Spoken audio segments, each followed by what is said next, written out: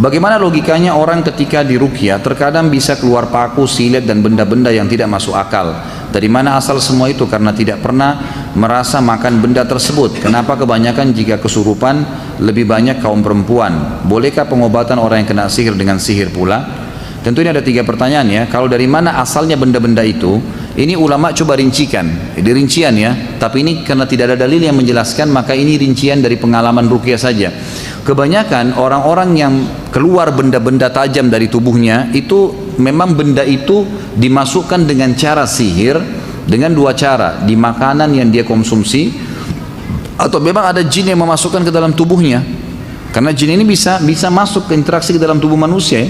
Asal memang benteng orang itu terbuka, dia tidak sholat, tidak tutup aurat, tidak ada zikir pagi sore, memang nggak ada, maka itu mudah. Rata-rata orang yang ibadahnya bagus itu sihir jenis ini tidak bisa masuk umumnya. Kebanyakan orang-orang seperti ini memang lemah, tameng-tameng di tubuhnya itu tidak ada ibadah gitu kan.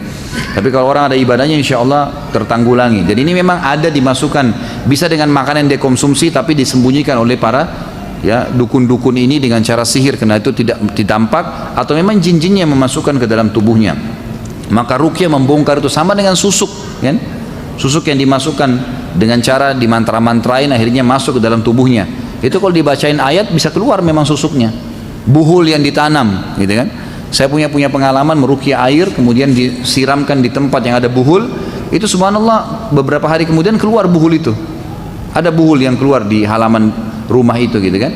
Jadi memang dengan hikmah Allah Subhanahu wa taala. Kenapa kebanyakan yang kesurupan kaum perempuan? Sebenarnya tidak juga, laki-laki juga ada gitu kan. Pokoknya siapa saja yang kena sihir bisa saja terjadi, tapi kesurupan ini terjadi memang kalaupun terjadi pada perempuan ini karena kelemahan jiwa. Dia tidak bisa mengontrolnya gitu kan. Kalau orang dia terganggu nih, tapi dia dengar ruqyah, dia coba konsentrasi dengar. Nah, ini biasanya tidak bisa kesurupan, setannya malah kena. Kesurupan itu biasa karena kelemahan jiwa dia, maka setannya akhirnya menonjol untuk menguasai dia gitu. Tidak boleh mengobati sihir dengan sihir, haram. Tidak boleh haram dengan haram gitu kan.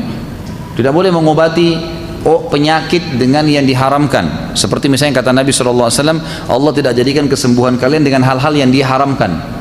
Kalau ada dokter bilang Anda sembuh tapi syaratnya minum khamr ini, nggak boleh. Nggak ada ceritanya khamr bisa menyembuhkan misal, atau menggunakan lemak babi ini atau obat ini, itu nggak boleh. Jelas dilarang dalam agama. Kata Nabi SAW, Allah tidak jadikan kesembuhan kalian pada hal-hal yang diharamkan. Jadi tidak mungkin itu terjadi.